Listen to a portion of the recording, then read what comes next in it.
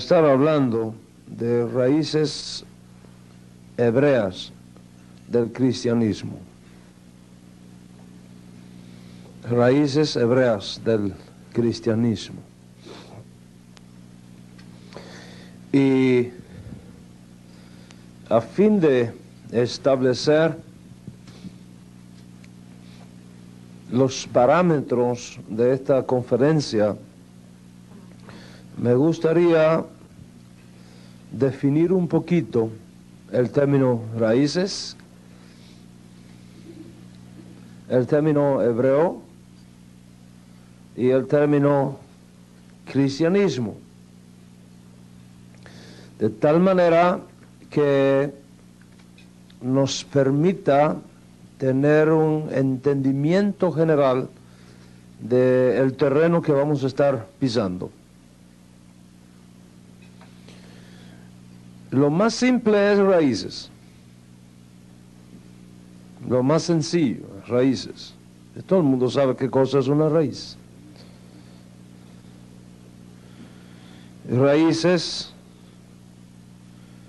es lo que no se ve de un árbol, pero lo sostiene. Raíces es lo que muy pocos saben que existe, pero existe. Lo que está debajo de la tierra, escondido, pero que sostiene, alimenta y sustenta al árbol. En sentido metafórico, raíces hebraicas del cristianismo significa la sustancia escritural, teológica, escatológica, que da vida a lo que está arriba. Cuando hablamos de raíces hebraicas, tenemos que definir qué entendemos por hebreo, por hebraico. Uno de los más grandes teólogos del siglo XX, y aunque usted no lo crea, ya hablamos del siglo XX como algo que está detrás de nosotros. Uno de los más grandes teólogos neo-ortodoxos del siglo XX, llamado Karl Barth, en su obra dogmática de la Iglesia, dogmática, dijo unas palabras muy interesantes. Él dijo: la Biblia es un libro judío y nadie que sea al menos espiritualmente un semita puede entenderla. Cuando estamos hablando de raíces hebreas, no estamos hablando del judío, aunque tiene una parte importante en todo esto. Estamos hablando de la Escritura. Estamos hablando de la Biblia como un libro divino, pero dado a los hebreos. Y Pablo escribe en su carta a los romanos, dice: ¿qué ventaja tiene pues el judío? Mucho, de todas maneras. En primer lugar, que se le ha confiado la palabra de Dios. Y si usted sigue leyendo un poquito más adelante en el capítulo 9, a partir del verso 4, Pablo, hablando de Israel, menciona de quiénes son los patriarcas, de quiénes son las promesas, de quiénes son el culto, de quiénes, etcétera, etcétera, de los cuales, según la carne, vino el Mesías. Y el propio Yeshua, que la mayoría de ustedes conocen como Jesús, el propio Yeshua dijo: la salvación viene de los judíos. Por lo tanto, cuando hablamos de raíces hebreas, queremos definir el contexto espiritual, teológico, cultural, de dónde surge esta raíz. Y cristianismo, cuando hablamos de cristianismo, es quizás la parte más difícil de definir. Aunque eventualmente vamos a tocar eso en el transcurso de la conferencia, a manera de arranque, podríamos decir cristianismo como la religión o estilo de vida que surge a partir de la interpretación helenista de la vida de Yeshua y de los escritos apostólicos, cuya gestación comienza a partir de fines del primer siglo y se completa en su nacimiento oficial en el año 325, específicamente en el Concilio de Nicea. Para algunos historiadores modernos, el cristianismo no es sino judaísmo transculturado. Judaísmo para los no judíos. Un teólogo norteamericano que escribió un libro que se llama Our Father Abraham, Marvin Wilson, dijo: la ausencia de judaísmo en la iglesia hoy día no es asunto de esencia, es asunto de historia.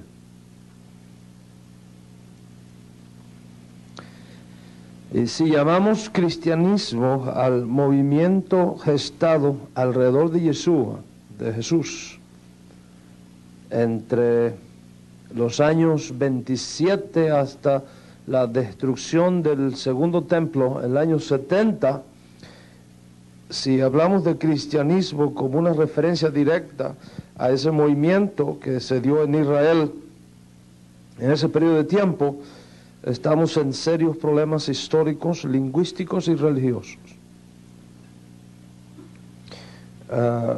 Quizá el más importante historiador de la iglesia de origen hispano que nosotros conozcamos es Justo González.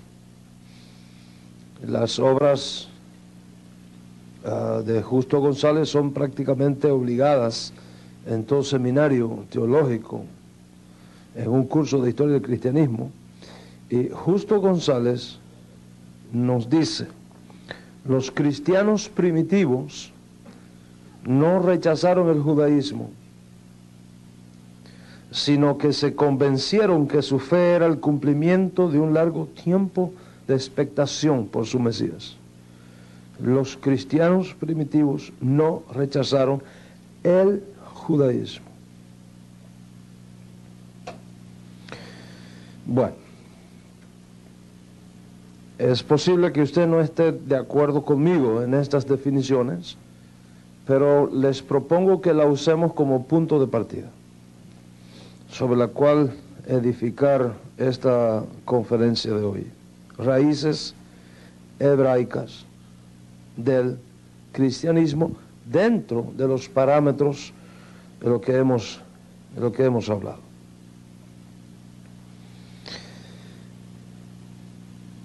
Donde quiera que yo he estado en estos últimos 4 o 5 años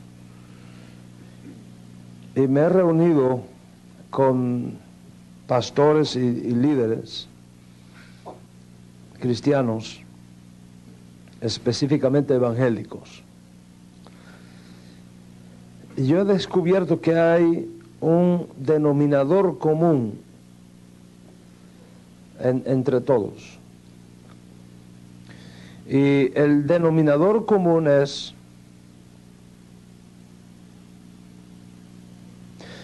necesitamos un avivamiento. Lo anhelamos. Independientemente de cómo se defina qué es y qué no es avivamiento. anhelamos un avivamiento. Y todo el mundo habla en su propio lenguaje. Algunos en el lenguaje bautista, otros en el lenguaje pentecostal, otros en el lenguaje metodista. Pero si entendemos los diferentes lenguajes, todo el mundo habla de la importancia que tiene que el Señor nos envíe un avivamiento de gloria, de poder, de santidad, de autoridad. Y aunque aquí y allá se puede mencionar la existencia de manifestaciones de avivamiento,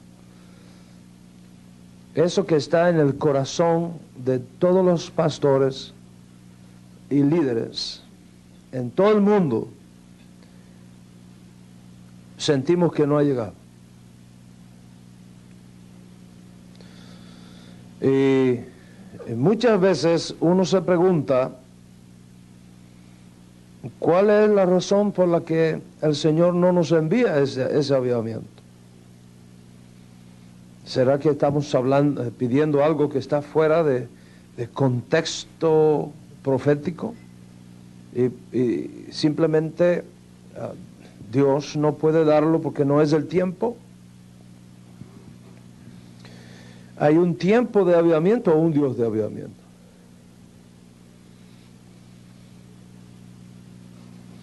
¿Hay un tiempo de milagros o un Dios de milagros?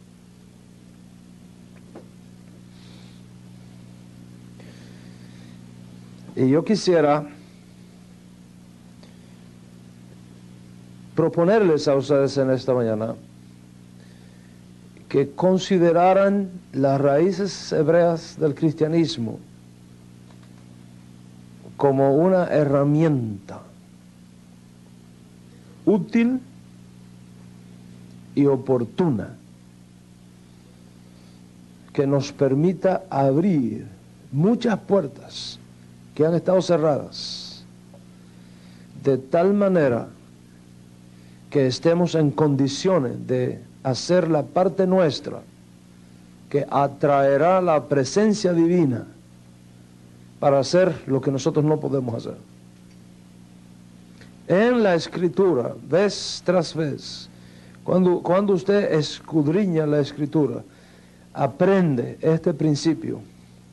Cuando nosotros proveemos el santuario, Él provee la gloria.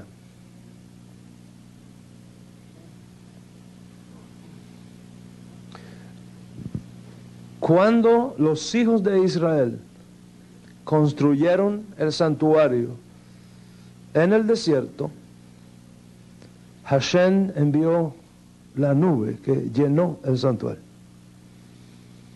Cuando Salomón construyó el templo, la gloria de Hashem llenó su casa. Y aunque el templo de Jerusalén fue destruido, no fue destruida la gloria que llena el templo. Y esa gloria que llena el templo está esperando para posarse y llenar donde quiera que se levanta el templo, el cual somos cada uno de nosotros.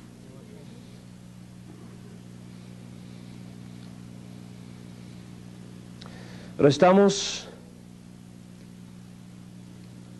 en medio de una generación que necesita conocer sus raíces. Vivimos en una generación donde hay que enseñarle a los niños que la leche no viene de Winn-Dixie, ni de Publix, ni de Albertsons, sino que sigue viniendo de la vaca.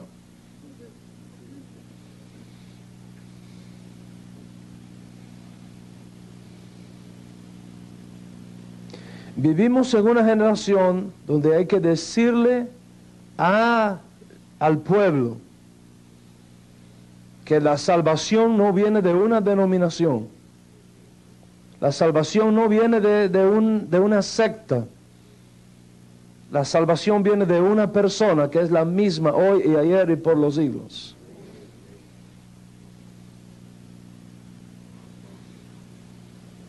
Y esta gran verdad que hay que compartir con nuestra generación siempre ha sido necesaria en cada generación previa.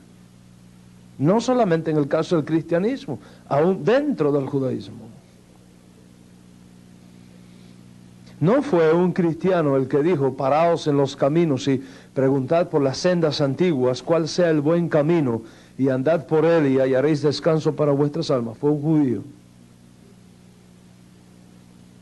Y no fue dicho en este siglo, fue dicho en el siglo octavo antes del nacimiento de Yeshua.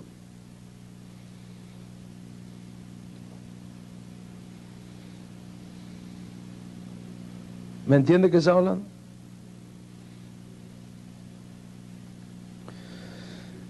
Entonces, cuando hablamos de las raíces hebreas del cristianismo, ¿de qué estamos hablando? No estamos hablando de judaizar,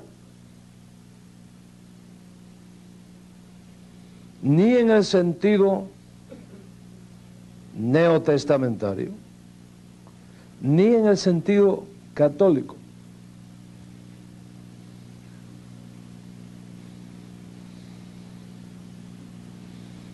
Me dijeron que habría un sacerdote católico aquí, no sé si ya llegó.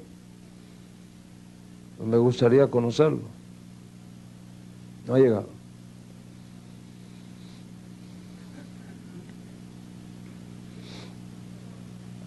Pueden ir pasando, hermano. No se sienta mal por...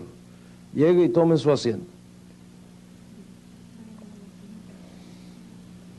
Aquí hay sillas también, los hermanos que están de pie.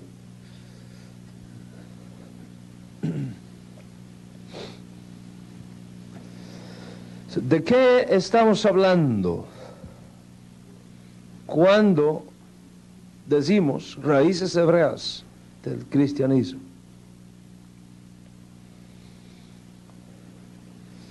Tenemos que entender que al principio el problema que nosotros encontramos en el Nuevo Testamento no es qué vamos a hacer con los judíos que creen.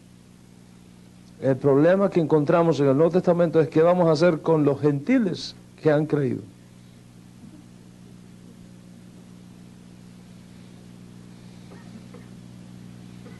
No había gentiles entre los discípulos originarios de Jesús, de Yeshua. No había gentiles. Todos eran judíos. No había cristianos. Aunque hablamos de cristianos primitivos, eso es un término para indicar de alguna manera. Pero no había cristianos primitivos. Había judíos, y no primitivos, muy viejos.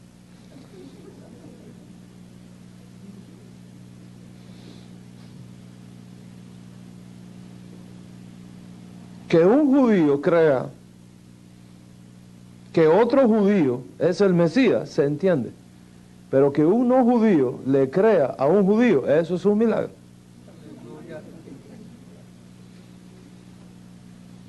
Y eso fue justamente lo que pasó.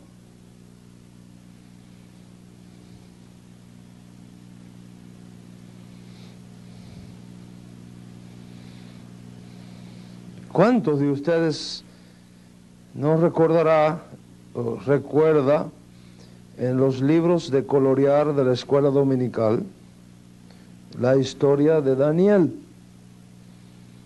El joven Daniel en el foso de los leones, y los leones con la boca tapada. Y para esa época Daniel tenía casi 90 años de edad. Y ninguno lo pinta viejito. Solo pinta un jovencito.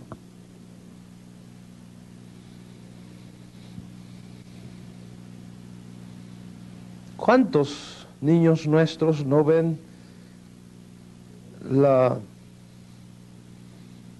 el cuadro de la última cena en una mesa de la altura de estas, con pan inflado por la levadura,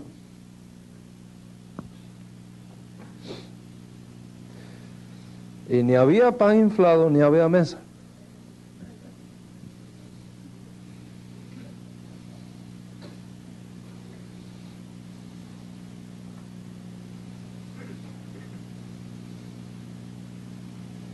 ¿En cuántas escuelas dominicales se enseña por qué fue importante la circuncisión del niño Jesús a los 8 días de nacido?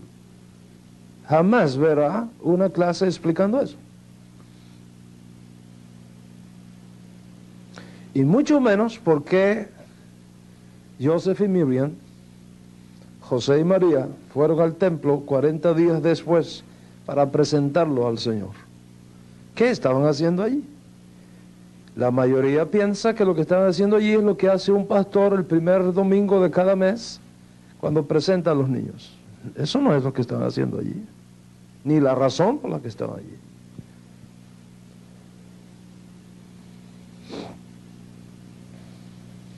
Y no faltan los textos de escuela dominical que dicen Jesús era un niño cristiano que iba todos los domingos a la iglesia.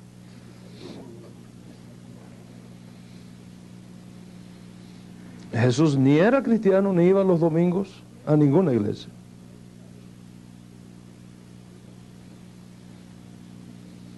Ni leía el Nuevo Testamento. Porque no había ni iglesia, ni había domingo, ni había Nuevo Testamento. O sea, cuando enseñamos todas estas cosas fuera del contexto hebraico a nuestros niños, los conceptos y las figuras que hemos dado a una generación está absolutamente divorciado de su realidad bíblica. ¿Y de dónde viene ese divorcio? Que aparenta ser simplemente barnizadas de carácter cultural, pero vamos a entrar en ciertas profundidades acá y vamos a descubrir que no son simplemente barnizadas culturales, que es mucho más serio y profundo de lo que habíamos imaginado.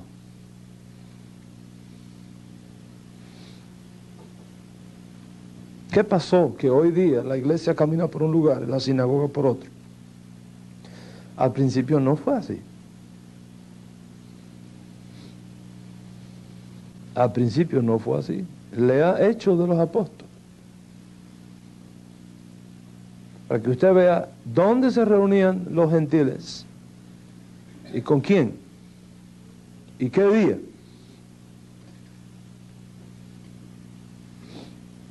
Así, ¿qué pasó? Por eso es que Marvin Wilson dice, la falta de judaísmo en la iglesia hoy no es asunto de esencialidad, es asunto de historia.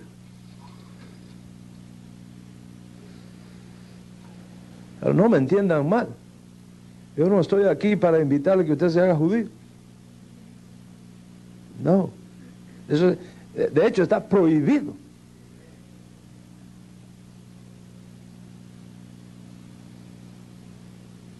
Pablo es muy claro. Cada uno en el estado que fue llamado, en él se queda.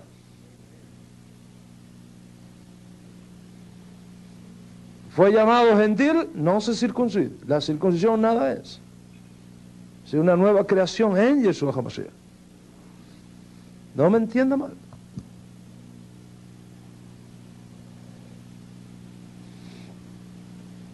¿Qué es lo que estamos hablando? Cuando decimos raíces hebreas del cristianismo. Como una herramienta, como una llave que nos va a ser útil para proveer nosotros el santuario a fin de que Él lo llene de su gloria.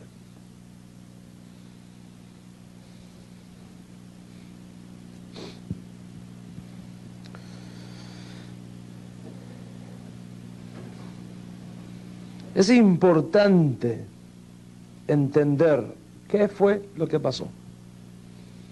la mayoría, la inmensa mayoría de nuestros pastores, graduados de los seminarios cristianos, conocen de historia a partir de los padres de la iglesia, pero no han sido enseñados honestamente qué pasó entre el año 70 con la destrucción del templo hasta el año 115. No pasó, no se enseña qué pasó allí.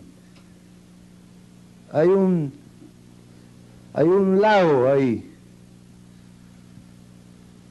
Hay un lago, una laguna allí.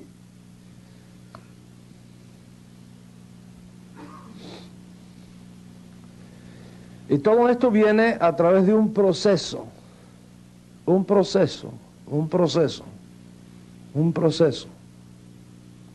que Pablo va a llamar después en una de sus cartas el misterio de la iniquidad, que ya está en acción desde sus días.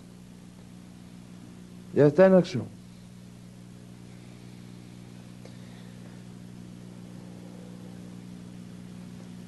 Y que a nuestra generación le ha tocado verla con sus ojos en toda su intensidad, y para lo cual tenemos que estar preparados.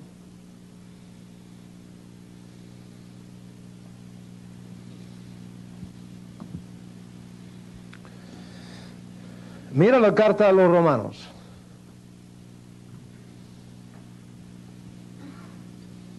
¿Por qué Pablo tiene que escribir la carta a los romanos? Pablo no escribía por amor al arte. No es que estaba tan desocupado que no tenía nada que hacer y dice, vamos a hacer una cartica a los hermanos de Romanos, y se puso a hacer la carta. No, así no era. Había realidades, hechos concretos. ¿Qué estaba pasando en Roma? Adriano, Tito,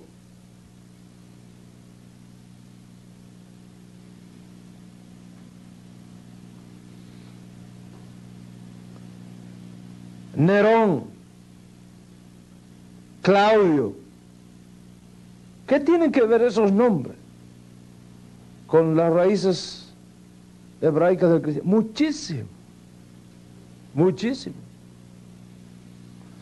¿Qué pasó en Roma entre el año 41 y el año 44? La expulsión de los judíos de Roma. Expulsión de los judíos de Roma. Con Claudio. Cuando los judíos de Roma se tienen que ir, ¿quiénes se quedaron al frente de las comunidades mesiánicas, judías mesiánicas? Para darle un nombre, porque ese no era el nombre tampoco, pero para darle un nombre que nos permita identificarla históricamente. ¿Qué pasó? Los creyentes de origen gentil tuvieron que sustituir a los pastores judíos.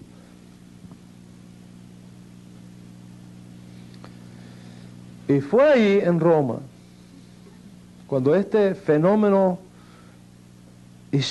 de carácter político tiene lugar, que comienza a darse entre los creyentes de origen no judío, a darse, a correr y a surgir ciertas ideas de que tal vez lo que está pasando era el resultado de que Dios había abandonado a los judíos y se había buscado otro pueblo. ¿Por qué? Porque ya para esa época, estamos hablando del año 40 al 50, ya para esa época, mientras más y más y más gentiles iban creyendo, menos y menos judíos iban creyendo. Está dando un fenómeno opuesto, inversamente proporcional. ¿Y cómo explicar que mientras más judíos no creen que Yeshua, Jesús, sea el Mesías, más gentiles sí creen. Y fue allí en Roma donde por primera vez surge la idea de que tal vez la respuesta es que Dios ha rechazado a Israel como pueblo del pacto y se ha buscado otro pueblo, en este caso los gentiles. Y comienza a surgir una teología extraña, la teología de la sustitución, del reemplazo. Después esa teología del reemplazo se va a convertir en teología de transferencia.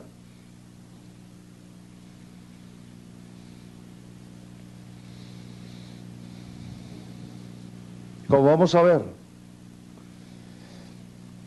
debido a los hechos políticos que tuvieron lugar en Israel, a partir del año 40, con la expulsión de los judíos de Roma y las implicaciones que eso tuvo en el judaísmo dentro de Israel, y luego con la destrucción del segundo templo en la guerra contra Roma, entre Roma y los judíos, desde el año 67 hasta el año 73, y luego la segunda guerra de los judíos contra Roma entre el año 132 y 135 en el Imperio Romano. Decir judío era decir demonio. Roma no soportaba a los judíos y todavía no nos sigue soportando. No nos soporta. No nos traga por una simple razón. Una simple razón. Roma sabía que había conquistado la tierra de los judíos, pero no el judío de la tierra. Ella lo sabía. Los otros países no tenían problema. Otros dioses más, total, si ya tenemos como 200. Unos cuantos dioses más a la lista, al panteón, ¿cuál es el problema? Pero cuando Roma trata de implantar su religión en Israel, se encontró que el judío por la mañana decía Shema Israel, Adonai Eloheinu, Adonai Echad. Oye Israel, el Señor nuestro Dios, el Señor uno es. Y no había manera de que eso pudiera ser cambiado.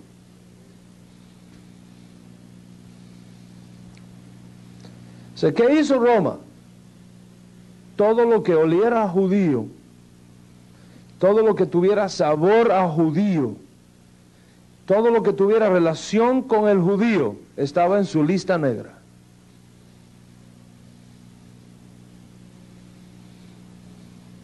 ¿Qué hicieron entonces los cristianos? Los creyentes de origen no judío, los líderes de aquel movimiento, cuando vieron que para Roma todo lo que estuviera conectado con el judío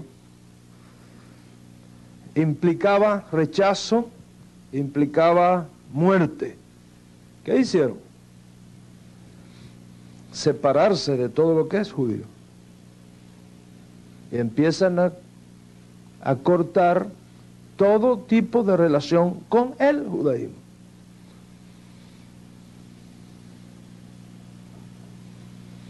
Y la teología de la sustitución se transforma en una teología de la transferencia.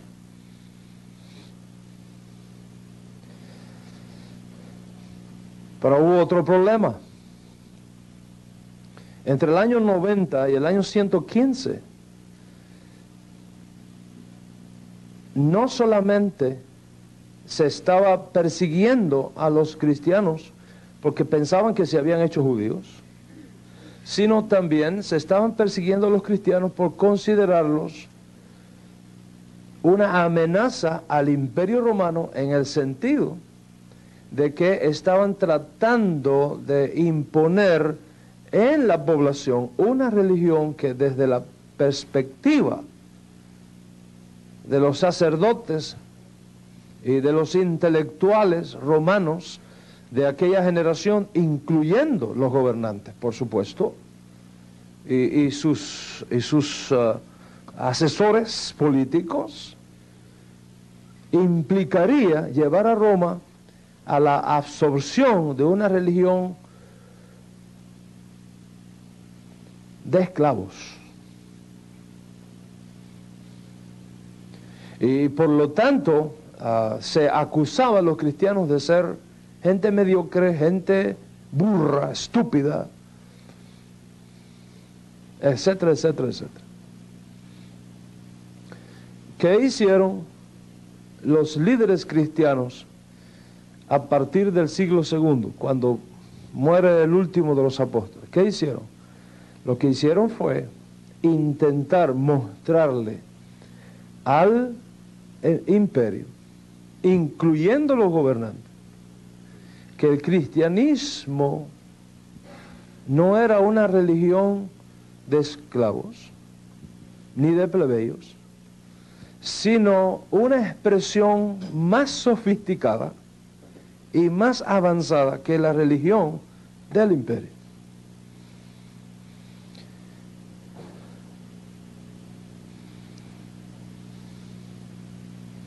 Yo quiero que usted recuerde que los llamados padres de la iglesia, ninguno era judío.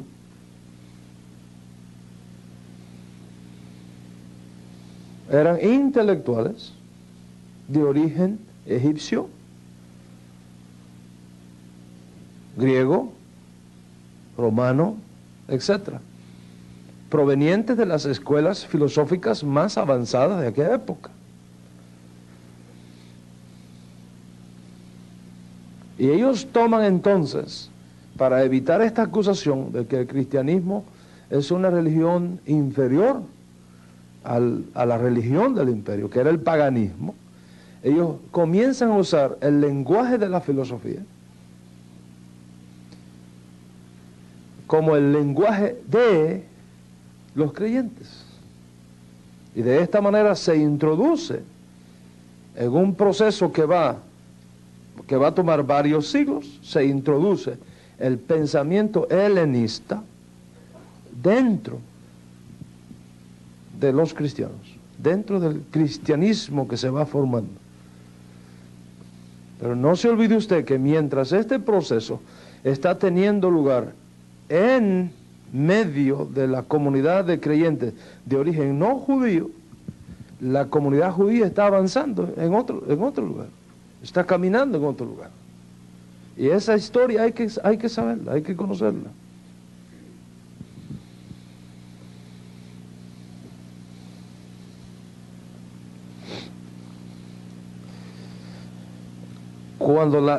Cuando se introduce la filosofía griega en el pensamiento cristiano, eso fue un día triste para lo que hoy se llama la iglesia cristiana.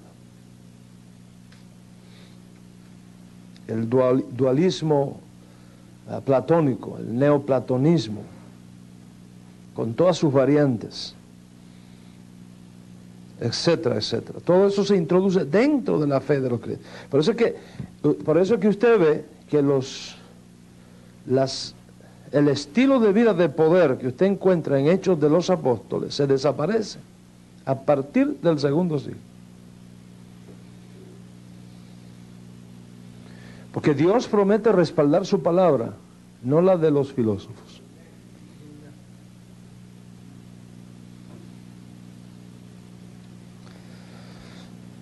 Aquí hay mucho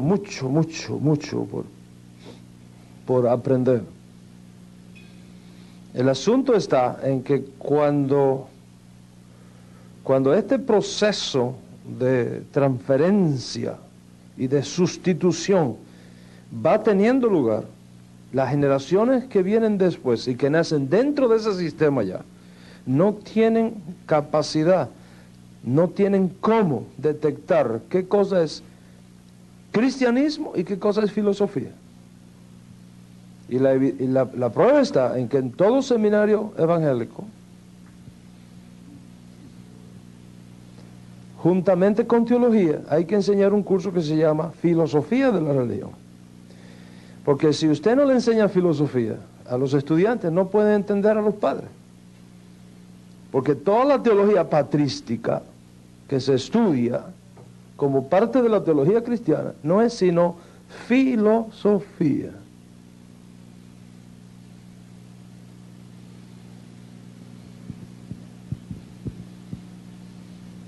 Filosofía griega, lenguaje griego, filosófico, para explicar un libro que es judío.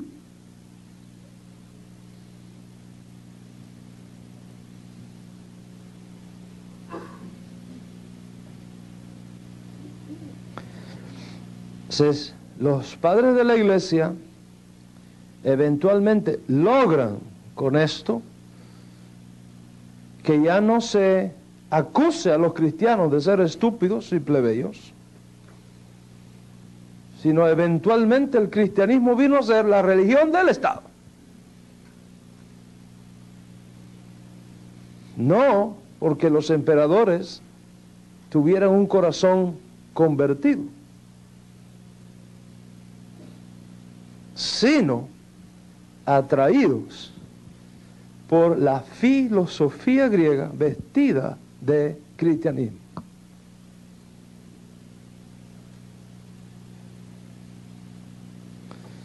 Y en vez de predicar el Evangelio, que es poder de Dios para cambiar las vidas y para cambiar el corazón, los padres de la iglesia optan por la contextualización, tanto teológica como cultural. Y el resultado de eso es que el paganismo se introduce juntamente con el helenismo dentro de la fila de la ahora llamado cristianismo,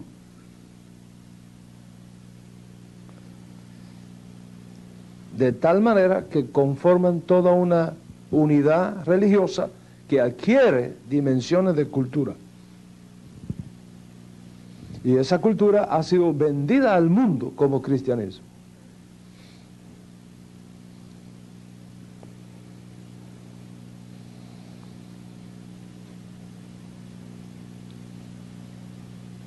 A fin de separar a los creyentes de sus raíces hebreas y evitarse problemas con el sistema.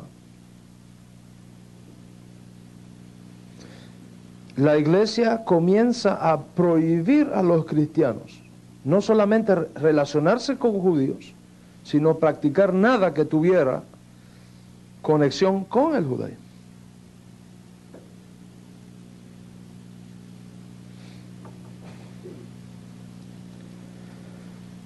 Se establece, por ejemplo, una nueva fecha para la muerte y resurrección del Mesías. Por eso es que usted ve cómo, aunque hay tiempo que coincide, la mayoría de las veces, mientras la iglesia está celebrando Pascua en una fecha, los judíos la estamos celebrando en otra fecha.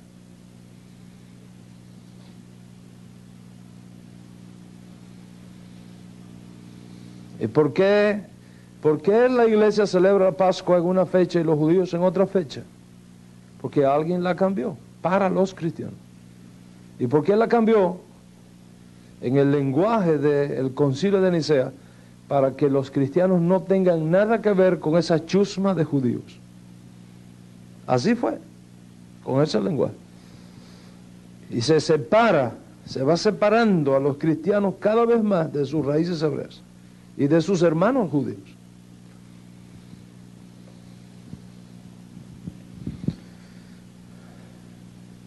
Se introducen nuevos cambios en el calendario.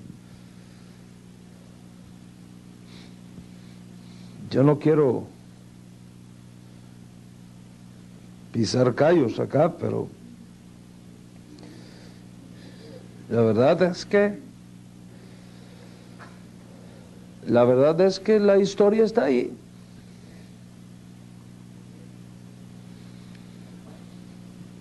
¿Qué otro cambio hizo la iglesia? Quitó el Shabbat como día de adoración y lo pasó al domingo.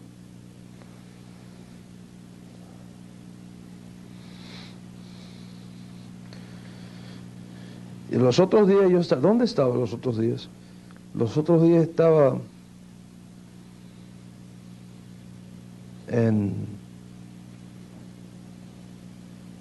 dónde estaba? Dios mío. No sé dónde estaba.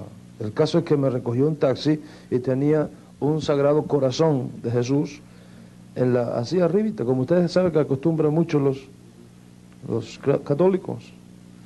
Y yo le pregunto al taxista, ¿y quién es ese señor que está ahí? Dice, ese es Jesús. Tenía el rosario allí de los 33 rezos. Y le digo, ¿usted sabe que Jesús era judío? Dice, ¿cómo es eso? Dice, Jesús era judío. ¿Usted no sabía que Jesús era judío? No, no sabía. ¿Y usted no sabe que la mamá de Jesús no se llama María, se llama Miriam? Y que no era católica, que era judía. Dice, no me diga, usted me está mintiendo. Dice, no, Jesús era judío y su mamá también. ¿Y usted sabe qué? Él no oraba con eso que usted tiene ahí, él oraba con otra cosa. Y ahí empezamos a hablar. En el siglo XXI, un católico no sabía todavía que Jesús era judío. Y no me asombraría si aquí alguien recién ahora lo descubrió. Pero no voy a hacer la pregunta.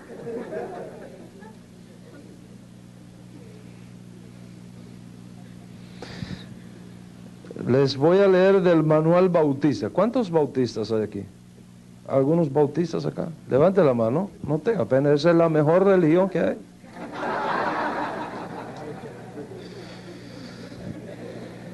Bueno, le voy a leer del manual bautista escrito por el doctor Edward Hiscox.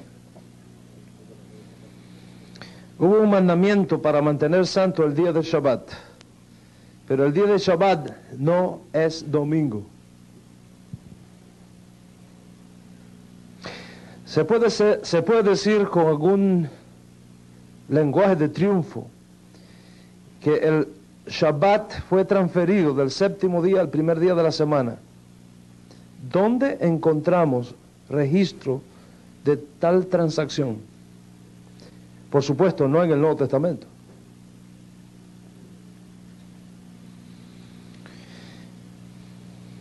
Es bien conocido que el domingo no vino a ser usado en la historia cristiana como un día religioso hasta que lo aprendemos de los orígenes de los padres de la iglesia.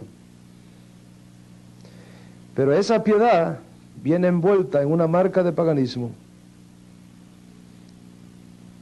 relacionado con el dios Sol, cuando fue adoptado y sancionado por la apostasía papal y fue entregado como legacidad al protestantismo.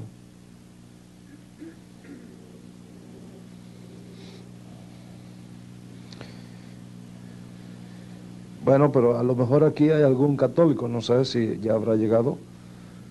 ¿Sí? ¿Católico? Le voy a leer el catecismo católico. En ningún lugar de la Biblia encontramos que Jesús o los apóstoles ordenaron que el sábado fuese cambiado al domingo. Tenemos el mandamiento de Yahvé, como está aquí en esta cita, dada a Moisés de mantener el día de Shabbat santo, es decir, el séptimo día de la semana, sábado. Hoy la mayoría de los cristianos guardan el domingo porque nos ha sido revelado por la Iglesia romana fuera de la Biblia. Pregunta.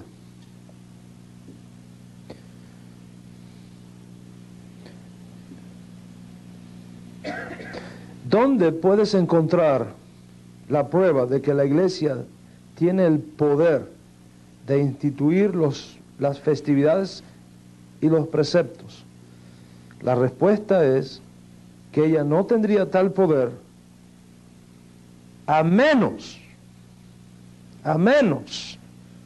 que sea evidenciado por los religionistas modernos, que todos están de acuerdo con ella, que ella ha sustituido la observancia del Shabbat por el séptimo día Un cambio para el cual no hay autoridad escritural.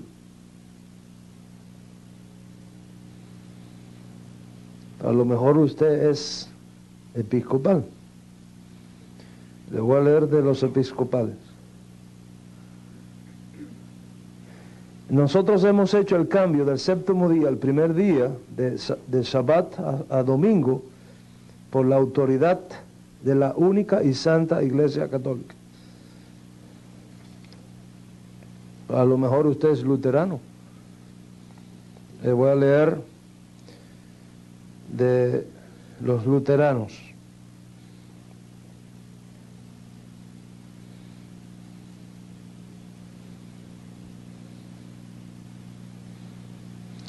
Nosotros hemos presentado cómo gradualmente la impresión de que el Shabbat judío, fade, ¿cómo se dice fade? Se ha opacado, ¿verdad?, de la mente de la iglesia cristiana, y cuán completamente tal pensamiento y observación del primer día ha hecho posesión de la iglesia. Nosotros hemos visto que los cristianos de los primeros 3 siglos nunca confundieron el uno con el otro. La Iglesia Católica se refiere al día de Shabbat como habiendo sido cambiado al día del Señor, contrario al decálogo.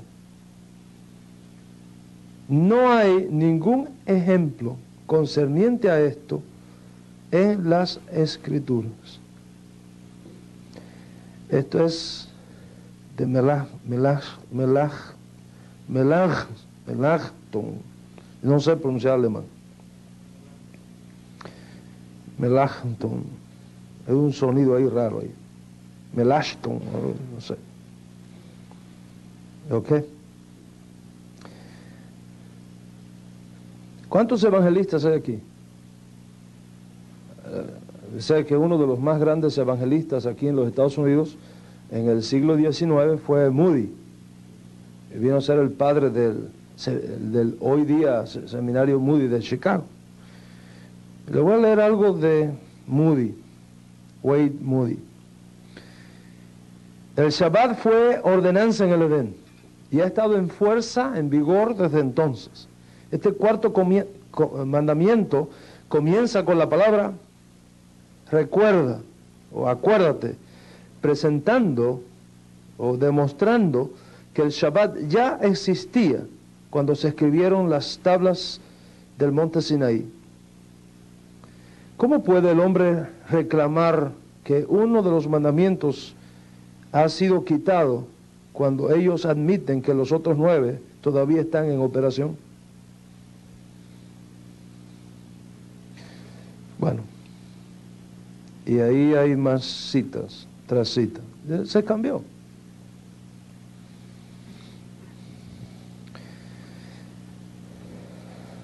Ahora me sorprendo que hay una nueva Biblia que han sacado, se llama la Biblia textual. No sé cuántos ustedes la tienen. La Biblia textual.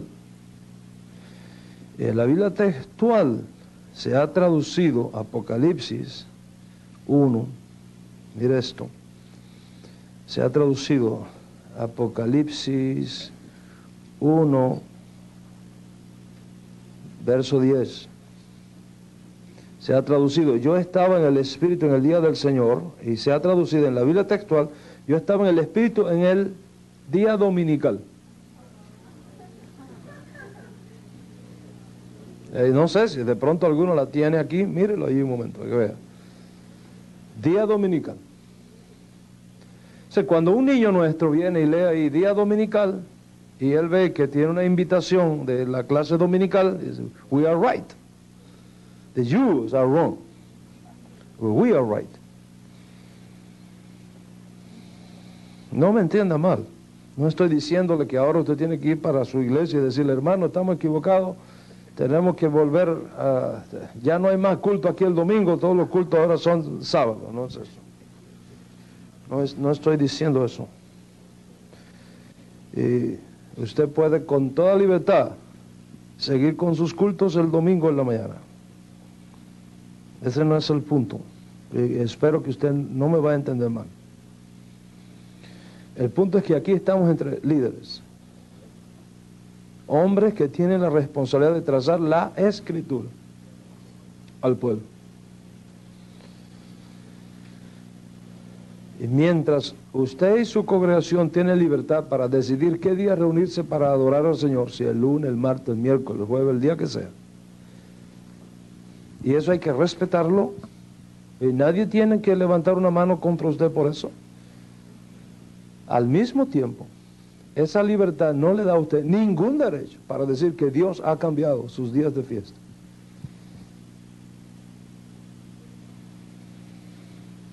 Que es otra cosa, diferente. Usted puede decir, nosotros nos reunimos el domingo porque es el día feriado del pueblo y es más fácil para ellos venir el domingo que no tienen que trabajar. Pero no diga al pueblo que Dios cambió eso, porque está diciendo una mentira. This is my point. My second point is this.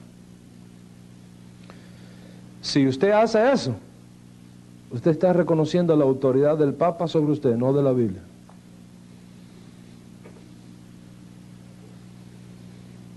Y yo creo que ya ha llegado un tiempo para que ese señor de Roma no siga dominando el púlpito evangélico.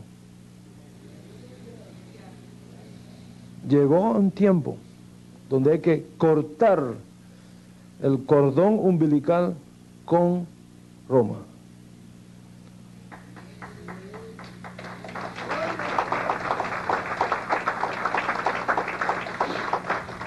La Escritura dice, salid de en medio de ella, pueblo mío, y no os hagáis partícipe de sus pecados. Ni la Iglesia Católica, ni los cristianos, ni los judíos, ni los musulmanes, ni nadie tiene autoridad para cambiar una jota, una tilde de la palabra de Dios. Nadie tiene autoridad.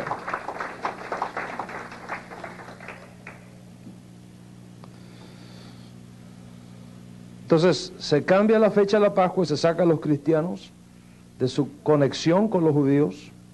Se cambia el Shabbat, se pone el domingo y se vuelve a alejar más a los cristianos de sus raíces hebraicas. Y entonces comienza a introducirse otras fiestas. ¿Por qué? Porque al momento que usted rechaza la cultura bíblica, que no es de los judíos ni de los israelitas, sino de Hashem. Al momento que usted saca todo eso, de allí, usted se crea en un vacío cultural. Y ese vacío cultural tiene que ser llenado. Empieza a ser llenado.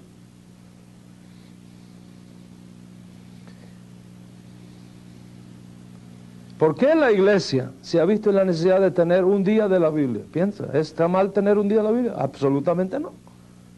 Eso es magnífico. ¿Por qué la iglesia tiene un día de la Biblia y los judíos no? Primero, ¿quién le dijo a usted que los judíos no? Shavuot. Pentecostés es el día de la Biblia. El día cuando Hashem entregó la Torah a Moisés en Sinaí. Es el día de la Biblia. ¿Por qué los cristianos tienen que poner la fecha del día de la Biblia en otro, la fiesta del día de la Biblia en otro momento? Porque fueron sacados de sus raíces hebreas. Y creo que hay aquí algunos hermanos pentecostales. Hay pentecostales aquí. No sé, esa es la mejor religión que hay.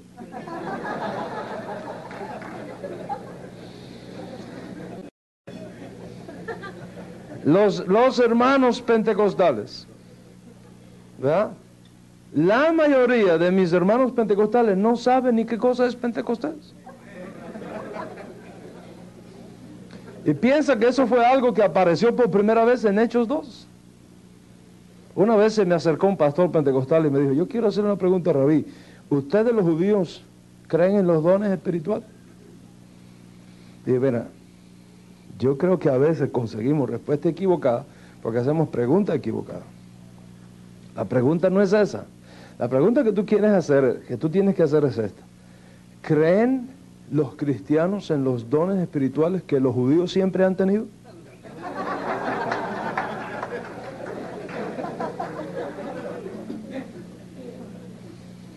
Mire que preguntarle a un judío que si cree en el don de la profecía, cuando los profetas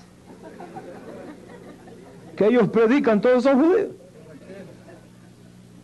Cristianos leen Efesios y hablan de los 5 ministerios de la iglesia, como algo que se aprendió ayer.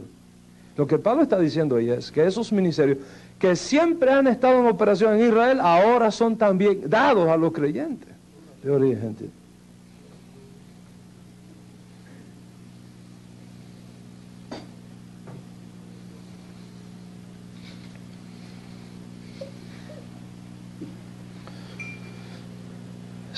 Se cambia el calendario para separar a los cristianos de su herencia, de su riqueza, de su savia natural.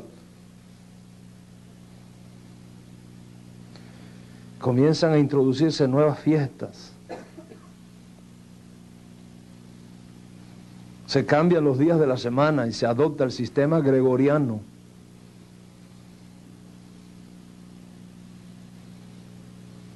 Domingo, lunes, martes, miércoles, jueves, todos son dioses romanos.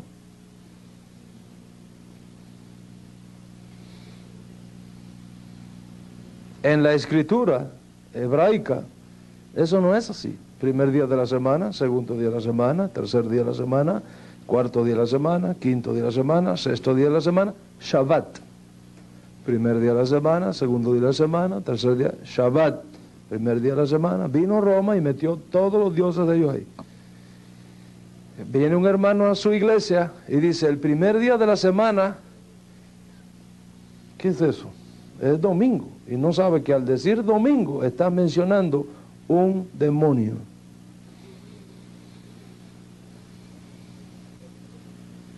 Pero nos hemos acostumbrado tanto al legado de Roma que nos parece que es sagrado.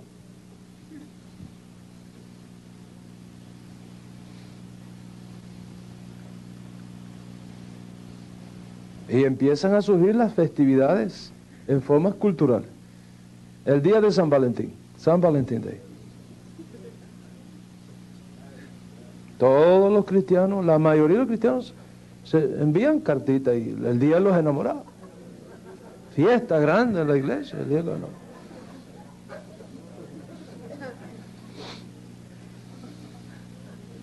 ¿Quién se atreve a tocar eso? ¿Cuál es la diferencia entre eso y grandes Diana de los Efesios? ¿Cuál es la diferencia? Porque de esto obtenemos nuestro beneficio. Y estos hombres, ¿de qué acusaron a Pablo? Los gentiles, ¿de qué acusaron a Pablo? Le hace hecho a los apóstoles. Usted ve de qué acusaron. Los gentiles, no los judíos, los gentiles. Porque los judíos también lo acusaron. Pero en este caso, los gentiles, ¿de qué acusaron a Pablo? Estos señores, siendo judíos, están imponiendo costumbres distintas a nosotros que somos romanos. ¿Cuál es la costumbre distinta? Y ahí es donde viene el gran problema. El monoteísmo versus politeísmo. La santidad versus paganismo. Y cuando en defensa de los llamados valores culturales de un grupo étnico determinado rechazamos la fe hebrea, ignoramos que en muchos casos la cultura de esas etnias son paganas en su esencialidad. Y cuando el mensaje de la Escritura toca esos elementos culturales que tienen origen pagano, ahí es donde vienen los grandes desafíos, los grandes debates. Y no me entienda mal, en toda cultura hay cosas lindas que no tenemos por qué dejar. Los mexicanos son únicos haciendo tortillas. No, eso es... Si algo se va a comer en el reino de los cielos son tortillas mexicanas.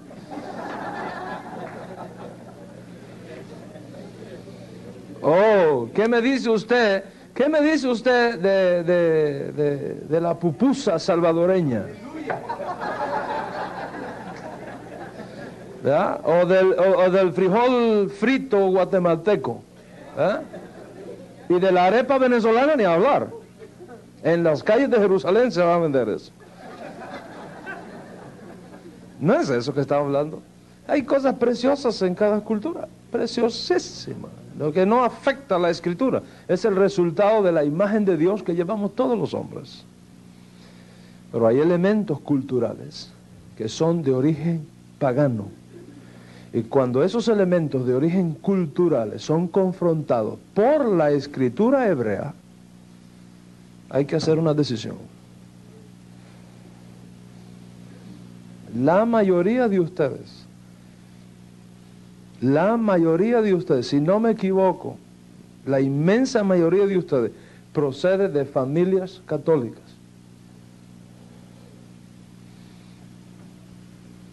De familias católicas. ¿Qué pasó cuando llegó el Evangelio a su casa? Y su abuelita, o su abuelito, o su papá, o usted, se dio cuenta de que la adoración a la Virgen era un pecado. Y usted renuncia a esa cultura católica relacionada con la Virgen María y todo lo que se desprende de ahí. Usted renunció a eso, sacó eso de su vida, lo sacó de su vida. Pero eso dejó un vacío cultural. ¿Cómo usted llena eso ahora ahí? Y cuando todo el mundo en su ciudad se va a hacer la procesión de la Virgen de Guadalupe allá en México, usted se queda en casa. Usted no participa de eso. ¿Por qué usted no participa de eso? ¿Porque usted dejó de ser mexicano? No, porque entendió que ese elemento de la cultura mexicana va en contra de la escritura. Y por lo tanto usted no sacrifica cultura por verdad, y mucho menos por verdad bíblica. La respuesta es, ahora que tú renuncias a ese elemento cultural, ¿con qué lo llenas?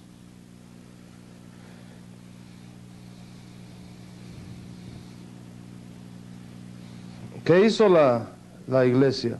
Empieza a introducir estos elementos culturales de origen pagano. Y de ahí viene San Valentín, el Día de los Enamorados. ¿Qué hizo la iglesia con Valentín? Que fue un mártir cristiano. Lo canonizó. Como sigue haciendo ahora el señor de allá. Que sigue canonizando. Claro, eso conviene, porque déjeme decirle, cada santo canonizado son $20,000 al año que tiene que pagar ese país al Vaticano. Por el santo eso. ¿Qué le parece? Money.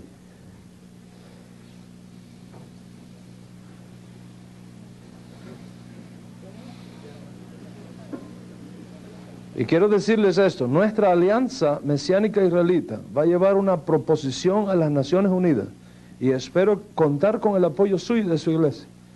Una proposición a las Naciones Unidas que el Vaticano le sea quitado el estatus de Estado.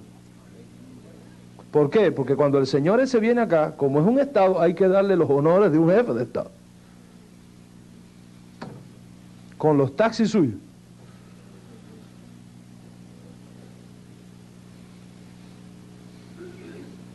¿Me entiende dónde estamos? San Valentín. Entonces, ¿qué hace la iglesia? Canoniza. Ahora, déjame explicarle un poquito qué es esto de la canonización, para recordar un poco posiblemente la primera clase que diste en el seminario.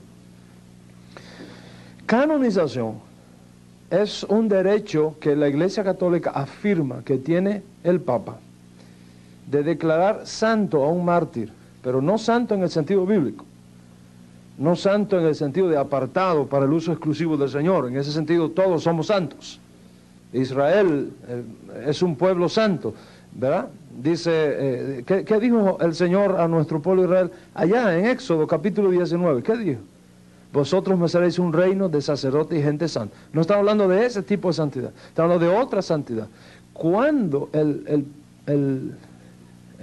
obispo de Roma, que es al mismo tiempo el jefe de la Iglesia Católica, que se considera el vicario de Cristo en la tierra, canoniza a un mártir, eleva a ese mártir a un nivel de santidad comparable al del propio Cristo, y por lo tanto capaz de recibir las oraciones de sus devotos, y este santo intercede por él y le responde sus plegarias. Eso es lo que está detrás del concepto de canonización. Lo estoy diciendo de una manera que hasta un niño que esté aquí pueda entender. Eso es canonización. ¿Cómo sabemos que la Iglesia Católica ha canonizado a un mártir?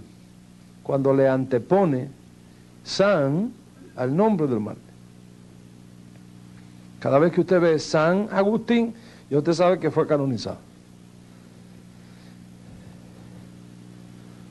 San Agustín, San Valentín, San Pablo, San Judas, San Mateo, San Lucas, San Juan, etcétera, etcétera, etcétera. Mi querido pastor, cuando usted el domingo de la mañana abre su Biblia y le dice a sus hermanos, abramos la escritura en San Juan capítulo 3, ¿sabe lo que usted está diciendo?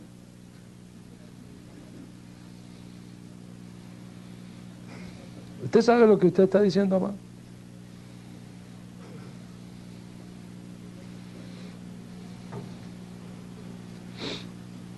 Sin saberlo, en su ignorancia. Usted está diciendo que usted acepta que el Papa tiene autoridad para canonizar. Y usted está diciendo que ese apóstol Juan es un mediador entre Dios y los hombres. Cuando usted sabe que eso es imposible, porque la Escritura dice, hay un solo Dios y un solo mediador entre Dios y los hombres, Jesucristo. Pero aún usted sabiendo que la Escritura dice que hay un solo Dios y un solo mediador entre Dios y los hombres, Jesucristo hombre, usted sigue diciendo en su iglesia, abramos la Escritura en San Juan, en San Lucas o en San Pablo, la carta de San Pablo a los romanos. ¿Por qué? Porque hemos sido víctimas de esa tradición. Usted es víctima también de esa tradición. ¿A usted no le nota extraño que nunca en la Iglesia Católica se dice San Moisés, San David, San Ezequiel? ¿No se ha preguntado por qué no hay un San Sansón?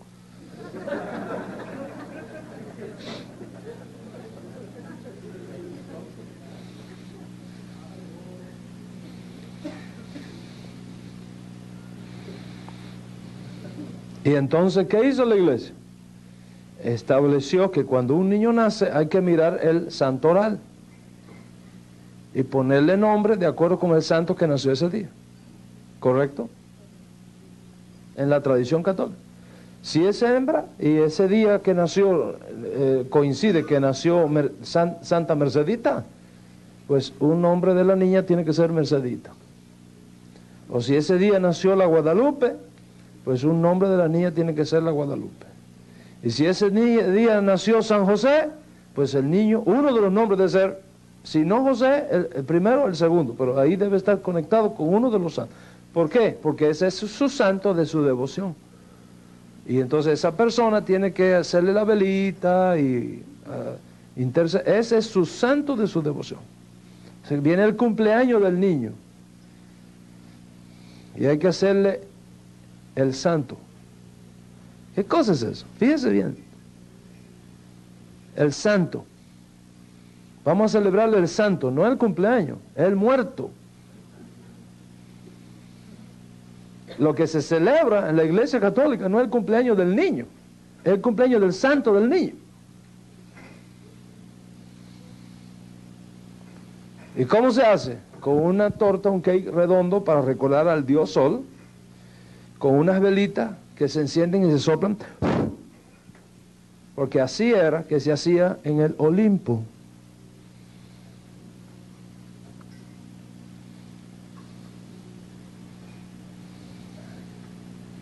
Se supone que cuando haga un demonio que se llama genio, en la mitología griega, le concede al niño, por medio de su santo, el deseo de su corazón, y ahí vienen los regalos. La Biblia dice, no invocarás el espíritu de uno que ha muerto. Todos esos cumpleaños, con esa tortica roja, redonda, con esas velitas, no son sino la invocación del espíritu del santo, al cual el nombre del niño está ligado, en la cultura católica. No se sienta mal si ayer fue el cumpleaños de su nieto y usted justo acaba de hacer eso ayer. O usted tenía planeado para esta tarde el cumpleaños y tiene todo ya preparado con todo esto. No se sienta mal por eso.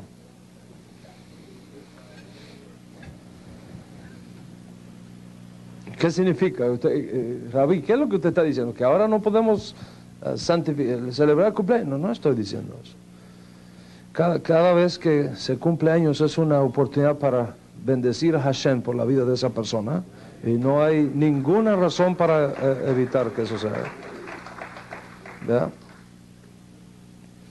No hay ninguna razón para que eso se haga. ¿Verdad? Casi no puedo leer, pero si es lo mismo de aquí, ya lo leí.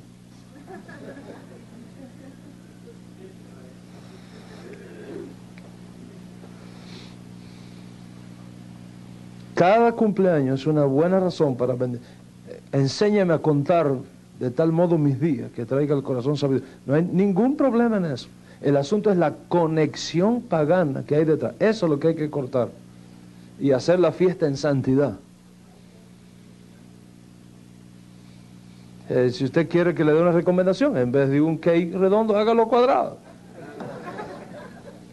Y en vez de encender, apagar vela, enciéndala. Al revés. ¿Por qué? Porque la Biblia dice, lámpara de Hashem es el espíritu del hombre. Entonces, en vez de decir, este niño ya se murió, enciéndale la vela. Dice, ahora es que vive. E ir sacando a Roma, ir cortando con Roma por todos lados.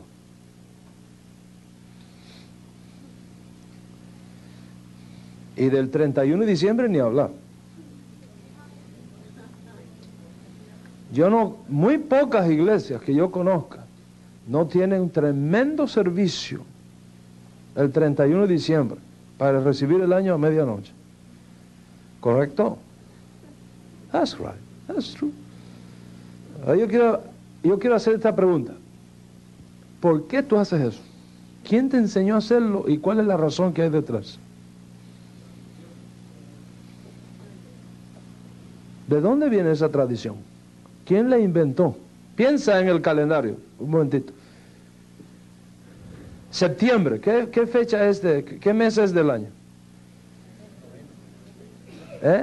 El noveno, pero septiembre quiere decir séptimo, y es 9. Octubre, ¿qué quiere decir octubre?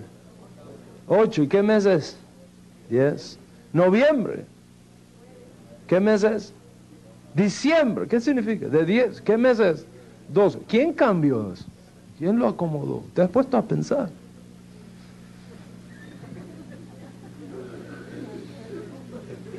El 31 de diciembre, recibir el 1 de enero. ¿Qué cosa es enero? January, Janus, el dios de las dos caras de los romanos. ¿Cómo lo recibían el año nuevo? Con orgías sexuales en sus templos. Y tú, sin saberlo, mandas a hacer un culto a las 12 de la noche para perpetuar esa tradición que viene de la Roma pagana. Ahora, ¿por qué ofenderte si te invito a celebrar el año nuevo según la Escritura? Que es el día primero del Aviv. Ahora, yo digo eso por ahí y me tiran tomates. Pero digo 31 de diciembre, me tiran flores. El uno, el de las flores, no sabe que está invocando demonios. El que me tira tomates no sabe que está santificando el nombre del Eterno. Mira qué daño tan grande ha sido hecho.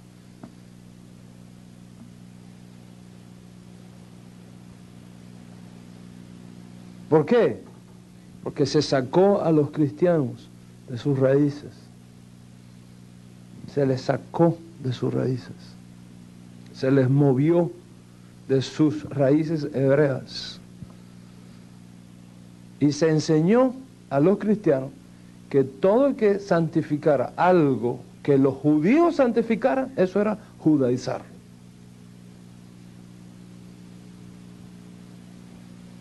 Y hoy día, la mayoría de los cristianos consideran que judaizar es celebrar algo judío.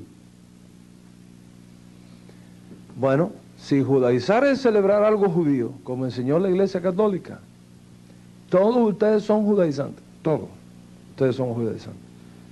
Les voy a decir por qué. Porque todos ustedes hablan del diezmo en sus iglesias. Y eso no es, eso es judío. Porque todos los pentecostales y algunos bautistas ungen con aceite a los enfermos, y eso es judío.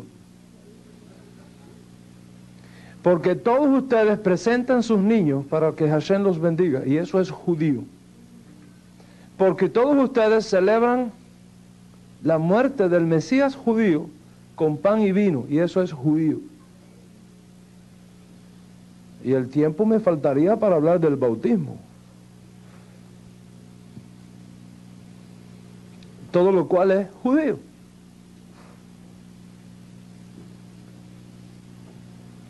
Entonces, si judaizar es celebrar algo judío, todo el mundo está judaizando. Eso no es judaizar. Eso no tiene nada que ver, esa es la manera como la Iglesia Católica usó el lenguaje del temor, del miedo y de la mentira para sacar a sus hermanos, a los cristianos, de sus raíces hebraicas. ¿Cuál es la importancia que esto tiene? La importancia que esto tiene es cuando llega el punto de lo más sagrado de todos, de todo lo que hemos visto, que es la Escritura. Y eso es justamente lo que les voy a mostrar cuando regresemos del receso. Las personas hoy día piensan que la esencia del cristianismo descansa en las enseñanzas de Jesús, pero eso no es cierto. El cristianismo no descansa en las enseñanzas de Jesús, sino en la persona de Jesús.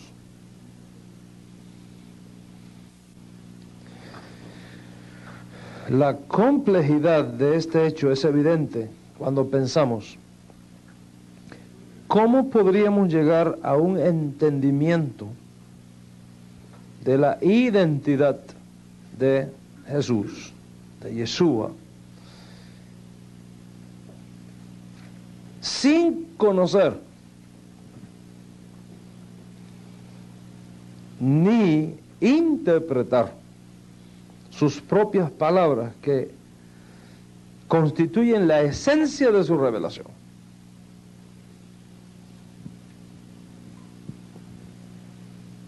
Yeshua, mis amigos, no vivió en una cápsula extraterrestre.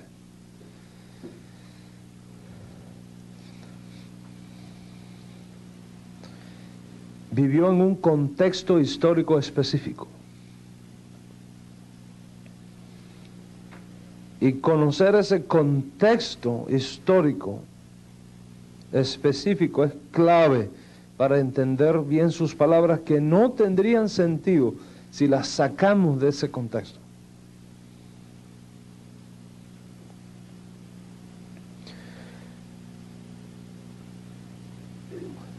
Por otro lado, no debemos nunca olvidar que la cultura europea de donde surgen los padres de la Iglesia no tenían su raíz en Israel, sino en Egipto, en Babilonia, en Grecia, en Roma.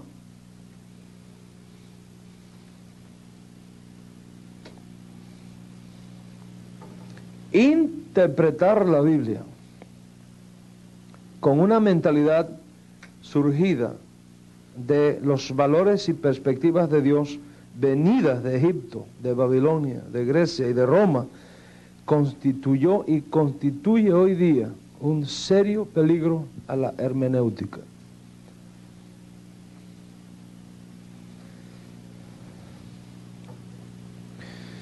Y hay una serie de barreras que separan al cristianismo, como fue definido al principio de la conferencia, de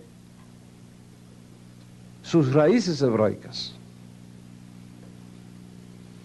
Es importante entender que esas barreras existen y que nos separan de esas raíces. ¿Cuáles son esas barreras? Primero, la barrera de la geografía. No lo podemos descuidar. Israel es una nación perteneciente a la cuenca del Mediterráneo.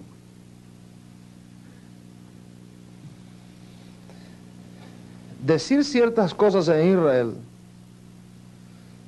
tiene sentido dentro de Israel. Al sacarla fuera de ese contexto, si no se explica apropiadamente, puede perder el sentido.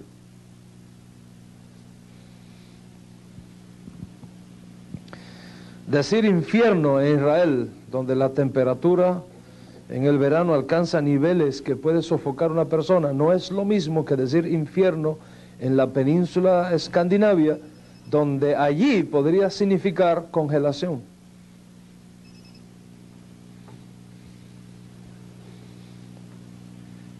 Cuando nuestro Señor dijo, rogad que vuestra salida, vuestra huida, no sea ni en invierno ni en día de Shabbat, no solamente estamos en presencia de una realidad religiosa, Shabbat, sino también geográfica, invierno en Israel, no en el Caribe.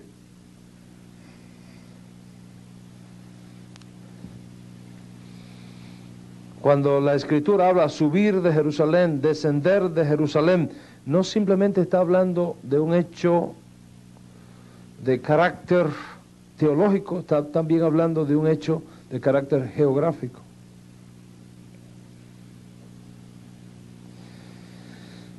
Por eso es que todo el que va a Israel, cuando regresa, una semana en Israel equivale a 2 años de estudio de geografía bíblica en cualquier seminario. Una semana en Israel. Una semana en Israel. Y si usted nunca ha ido a Israel, le animo que vaya. Le animo que vaya. La Biblia se va a hacer mucho más clara y mucho más real para usted. Leemos con facilidad. Y Miriam subió de Nazaret a las montañas de Judea y allí se reunió con Elizabeth. Haga la caminata usted para que vea.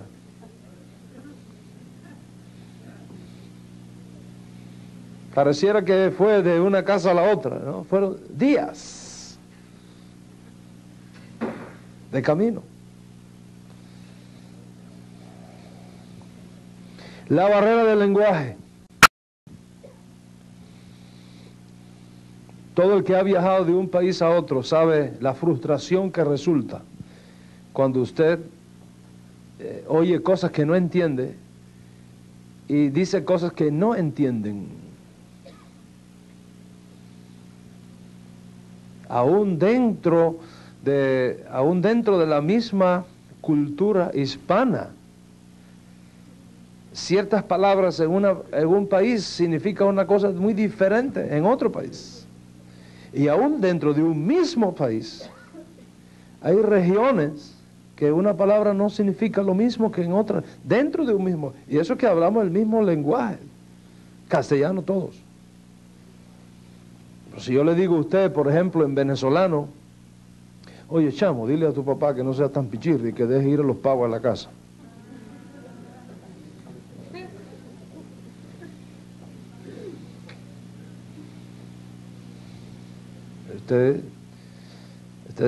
Eso le pasa por encima. ¿Verdad? Y a lo mejor usted dice, vamos a buscar un diccionario bíblico. Perdón, un diccionario de la Real Academia. Y dice, bueno, este hombre acaba de decir aquí, pavo. Busca pavo y dice, familia de las aves, plumas multicolores. Está hablando del pavo. Dice, ahora viene la otra palabra que habló, pichirres. Busca, dice, no aparece pichirre por ningún lado. Dice, bueno, pichirre y pavo, bueno, pichirre, pichón, y usted empieza a hacer estudio lingüístico, por analogía semántica. ¿Verdad? Y usted llega a la conclusión, después de hacer toda esa exégesis, de que esa persona está hablando del pichón del pavo. Y usted va y da la conferencia sobre raíces venezolanas y habla del pichón del pavo. Y todo el mundo que no es venezolano le aplaude. Pero resulta que un venezolano vino a la conferencia y levanta la mano. Dice, discúlpeme, señor conferencista, pero eso no es lo que significa pichirre ni pavo en mi país. No me diga. Y yo, 6 años estudiando lingüística y eso, no, pero yo soy venezolano, esa es la diferencia. ¿Entiende qué estoy hablando? Y en venezolano, pavo no es simplemente el animal, es adolescente.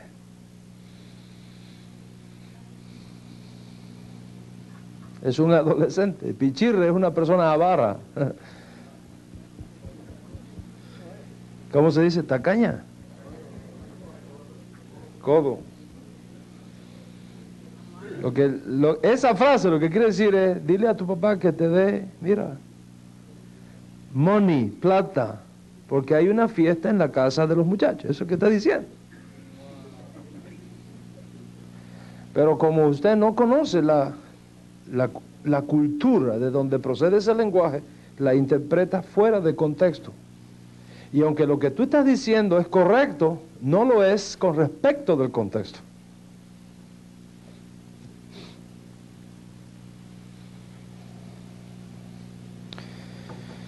Jesús habló hebreo, no griego, no castellano, no latín. Y aún cuando Jesús habló hebreo, y la escritura dice que habló hebreo, y cuando se le presentó a Pablo en el camino de Damasco, dice que le habló en lengua hebrea, los teólogos siguen diciendo que no es hebreo.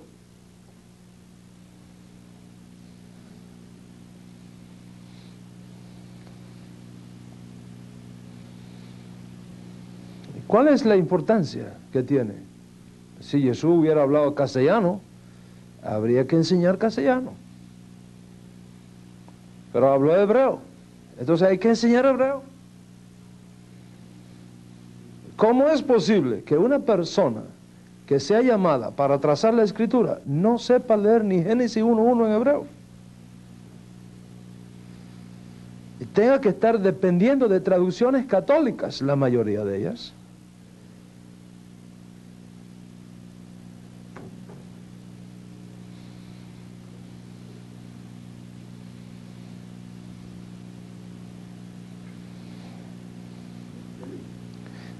¿Cuál es la importancia? Que el hebreo está lleno de figuras, de expresiones que tienen sentido solamente dentro de la cultura hebrea.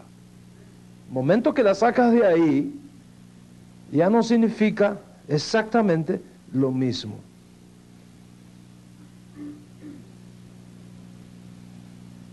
Si tú dices aquí en Estados Unidos, I am mad about my flat, todo el mundo te entiende lo que quiere decir. Estás bravísimo porque se te explotó la llanta de un carro, el neumático, ¿cómo se llama? El caucho, la llanta, la goma. Pero si tú dices eso mismo en Inglaterra, significa que tú estás feliz porque te acabas de comprar un apartamento.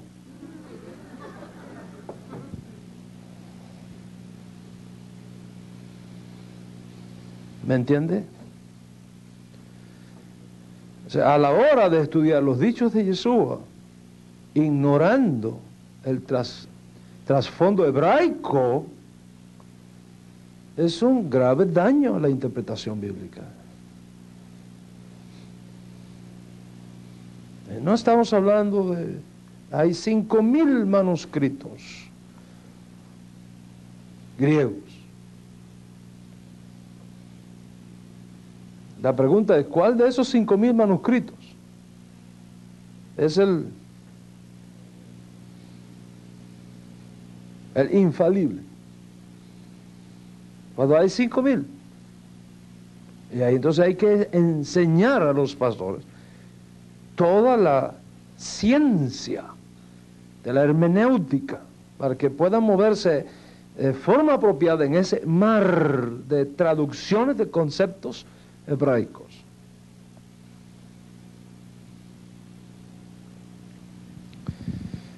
El tiempo es otra barrera.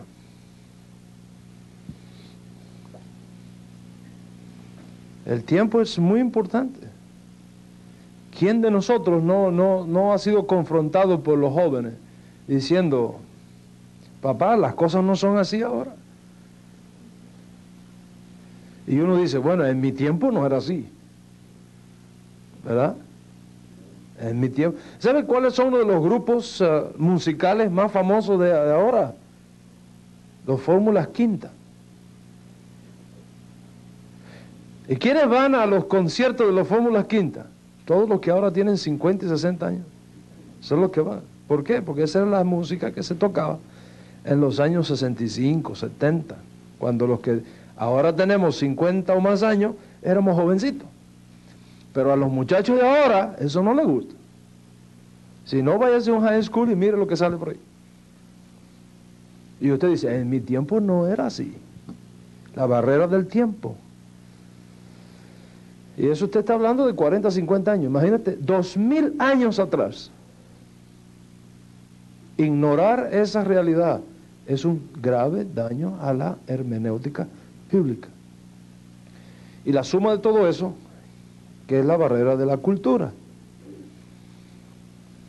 La barrera de la cultura.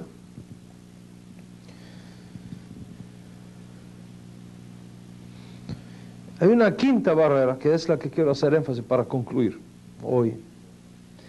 Es la barrera de... no sé cómo llamar esto. Tengo varias palabras anotadas por aquí. Creo que la más apropiada sería la contextualización teológica. Contextualización teológica. La contextualización teológica implica casi siempre torcimiento de las Escrituras por desconocer las barreras anteriores, las realidades anteriores. Lo que en algunos círculos se conoce como descripturación de la Biblia. El abuso del texto de la Biblia, por ignorar todos esos elementos. Y ese abuso del texto viene por adición, viene por sustracción, viene por sustitución y viene por contextualización.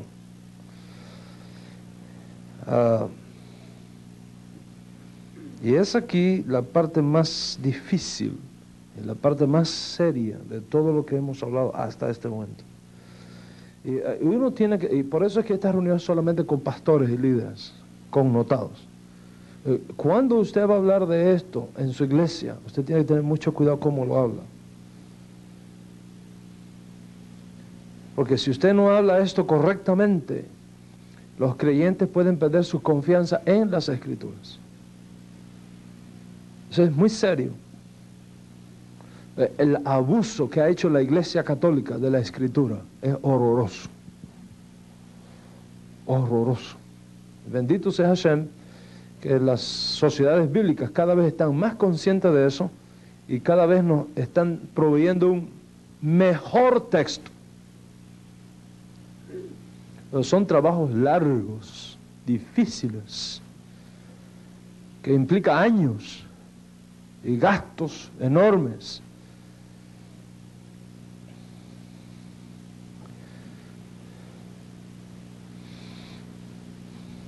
Todavía siguen produciéndose Biblias que dicen San Mateo y San Juan. Todavía hay Biblias que en los mapitas aparece Palestina del Antiguo Testamento, Palestina del Nuevo Testamento. Palestina. No es Palestina, es Israel. Los llamados palestinos, con el perdón si hay algún hermano aquí de origen árabe, esos son mis primos. Si usted llama Palestina, ¿sabe cuál es el nombre verdadero? No es Palestina. Palestina se lo dio Adriano a Israel cuando terminó la Segunda Guerra en el año 135, para borrar el nombre de Israel de la faz de la tierra. Y aún así todavía hay creyentes que cantan tierra bendita y divina es la de Palestina donde Jesús vivió, que tiene dos graves errores, uno histórico y otro teológico. En primer lugar, teológico, porque la tierra no es divina, solo Hashem es divino. Y segundo, porque no es Palestina, es Israel.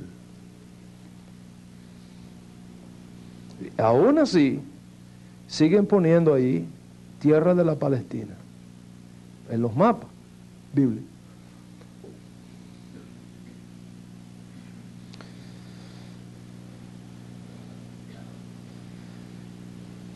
Les voy a dar algunos ejemplos de cómo por ignorar el trasfondo hebraico se cometen errores. Por ejemplo, en Mateo, capítulo 1, en la genealogía que aparece allí, que usted dice, esa genealogía que como que pesada, es fundamental esa genealogía. Fundamental esa genealogía. Y como está puesta aquí, como está traducida aquí en sus Biblias, es una de las razones por las cuales los judíos dicen que Jesús no puede ser el Mesías. ¿Qué le parece?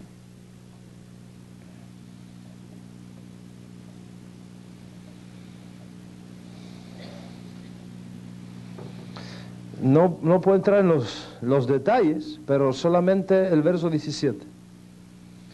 De manera que todas las generaciones desde Abraham hasta David son 14, de David a Babilonia 14, desde la deportación a Babilonia hasta Cristo, en esta versión 14. O sea, 14, 14, 14. Cuando usted las cuenta, verá que en el tercer grupo de 14 hay 13. Falta una generación. ¿Dónde está? En los manuscritos griegos no está, pero en el texto hebreo están las 14. ¿Por qué las sociedades bíblicas no consultan el texto hebreo, sino siempre hacen las traducciones a partir del griego? Si hubiesen hecho la traducción a partir del texto hebreo, eso estaría correcto. Hay que regresar a esas raíces hebreas.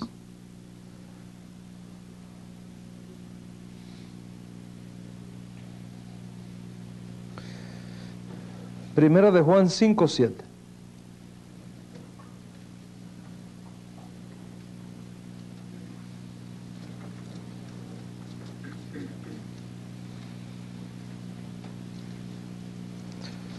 Tres son los que dan testimonio en el cielo: el Padre, el Verbo y el Espíritu Santo. Y estos tres son uno.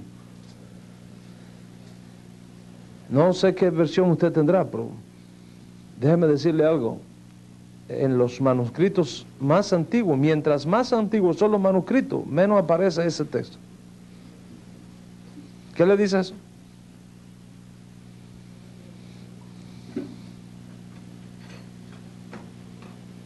¿Qué le dice eso a usted? Si usted tiene una carta del año 1950 y en la carta dice te amo mucho, pero después se encuentra una copia de esa carta del año 1900, dice te amo, ya usted sabe que ese mucho fue añadido.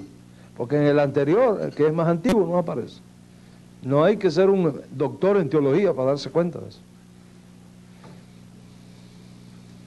¿Quién añadió eso allí y con qué propósito? Judas 25.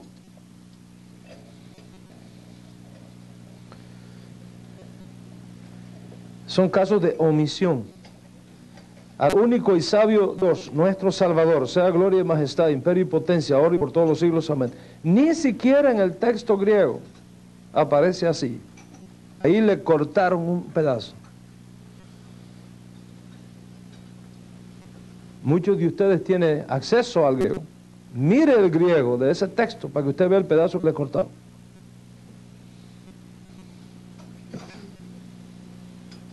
¿Por qué?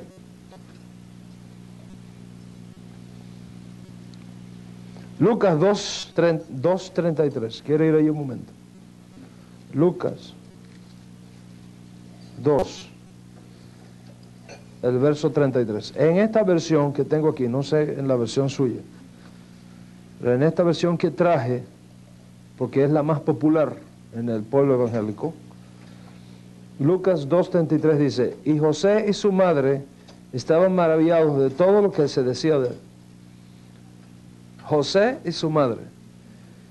Y José, eso no aparece en los manuscritos antiguos. Aparece otra palabra. ¿Por qué esa otra palabra no se tradujo? Y se cortó y se sustituyó por y José. ¿Por qué?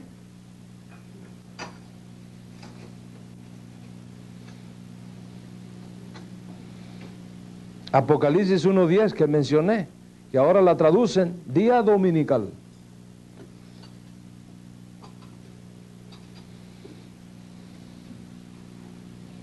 Romanos 11:17 dice: y tú fuiste cortado del que esos olivos silvestres y fuiste injertado en lugar de ellas. En el texto griego no dice en lugar de ellas, dice entre ellas. ¿Por qué se tradujo en lugar de?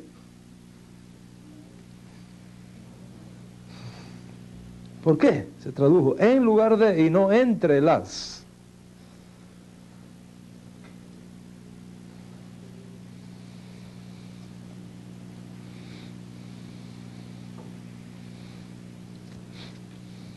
Colosenses 2.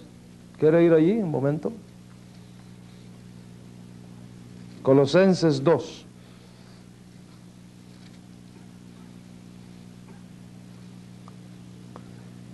El verso 2. Para que sean consolados sus corazones unidos en amor hasta alcanzar todas las riquezas de pleno entendimiento, a fin de conocer el misterio de Dios el Padre y de Cristo, y sigue, en quien están escondidos todos los tesoros de la sabiduría y del conocimiento. Eso no está así en el manuscrito. Se fue arreglado y traducido de esa manera. En los manuscritos más antiguos no aparece de esa manera. El texto más antiguo dice: a fin de conocer el misterio de Dios, Mashiach, en el cual están escondidos todos los secretos de la sabiduría y del conocimiento. ¿Quién añadió y del Padre? Eso no aparece. ¿Cuál es el propósito?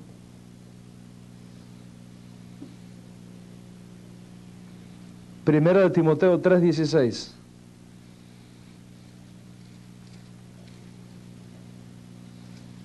En esta versión, no sé, posiblemente usted tenga una diferente, a lo mejor ni siquiera vino con una Biblia porque esto fue un desayuno, no. Me dijeron que anunciaron que no les van a cobrar nada, así que no ofrendan ni nada de eso después. Que a veces dan desayuno gratis, pues la ofrenda es más grande que el costo del desayuno. No ofrenda, nada. No hemos venido aquí con eso. Si usted quiere dar una ofrenda voluntaria, la da, ¿eh? No estamos... No estamos... E indiscutiblemente, grande es el misterio de la piedad. Dios fue manifestado en carne, justificado en el Espíritu, visto de los ángeles, predicado a los gentiles, creído en el mundo, recibido arriba en gloria. En los manuscritos más antiguos no aparece así. Lo que fue manifestado en carne fue otra cosa. Y no le voy a decir qué es para que usted se sienta ahí obligado a averiguar. Eso está hecho de esa manera, pero no es como está.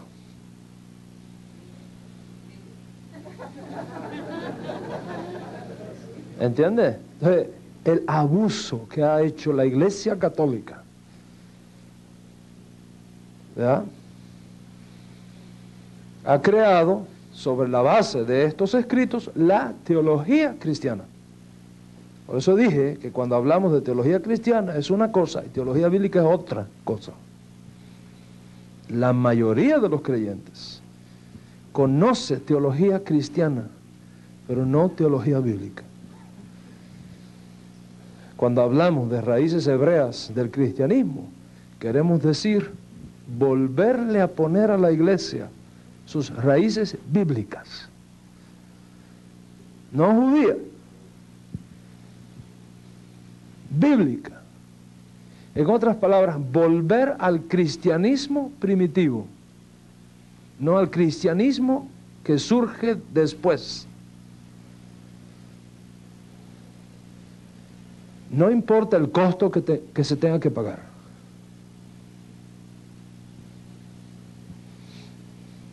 Usted no ha sido puesto por Dios donde usted está para defender ninguna secta, para defender ninguna denominación, para defender la verdad de Dios.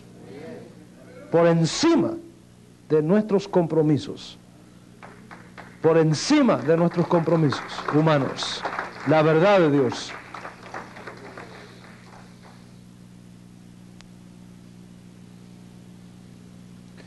Esto es importantísimo. Solamente cuando somos reconectados con esas raíces, vamos a tener acceso a su rica savia. Y vamos a estar en condiciones de trazar bien la Escritura. ¿Cuál es la importancia de esto? La importancia de esto es que la fe es de la misma calidad que la palabra que la produce. La fe viene por el oír, y el oír por la palabra. Si lo que usted predica viene de una palabra que está torcida,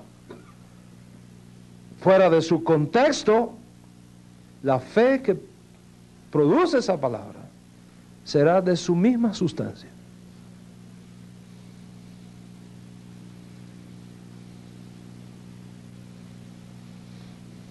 ¿Cómo puede el Señor darnos avivamiento con todo esto metido dentro de los santos?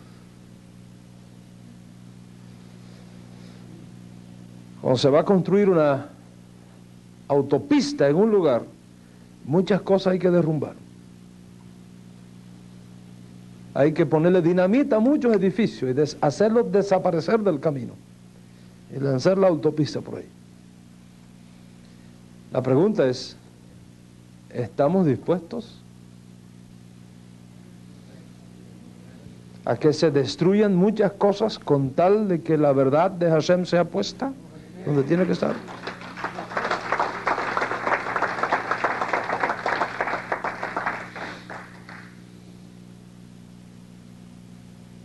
Solamente cuando seamos traídos de vuelta a esas raíces, la Escritura va a tomar una riqueza extraordinaria. Y no me entienda mal. No me entienda mal. No llegue a conclusiones equivocadas.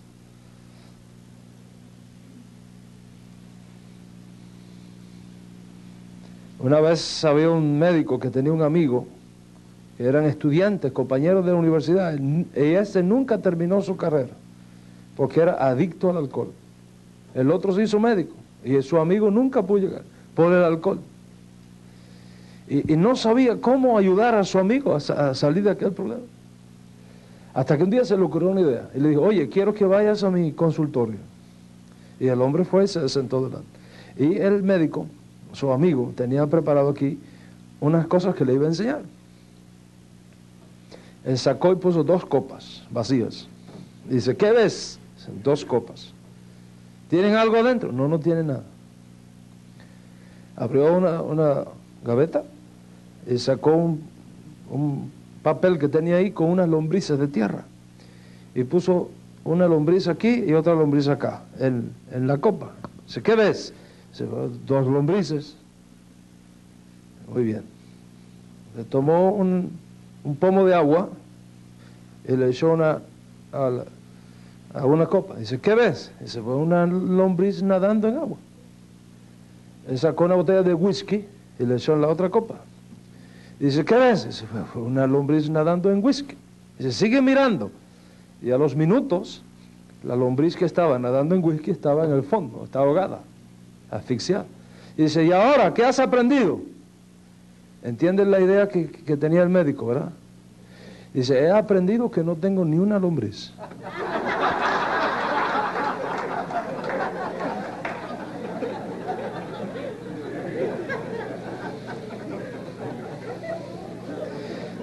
Hizo una conclusión equivocada. La conclusión equivocada no era esa. La conclusión correcta, ¿cuál era? Admitir, I'm wrong. I'm wrong. Pero cuando uno no quiere confrontar la verdad, porque uno quiere seguir en la mentira, entonces llegamos a conclusiones equivocadas. Yo no estoy diciendo que la Biblia está equivocada. Yo no estoy diciendo que las cosas maravillosas que Hashem ha hecho con su pueblo hasta aquí está equivocado. Lo que estoy diciendo es que si aún con todos los errores que el enemigo ha introducido, Él nos ha bendecido hasta aquí, ¿cuánto más no nos va a bendecir? ¿Cuánto más no va a mostrar su gloria y su poder?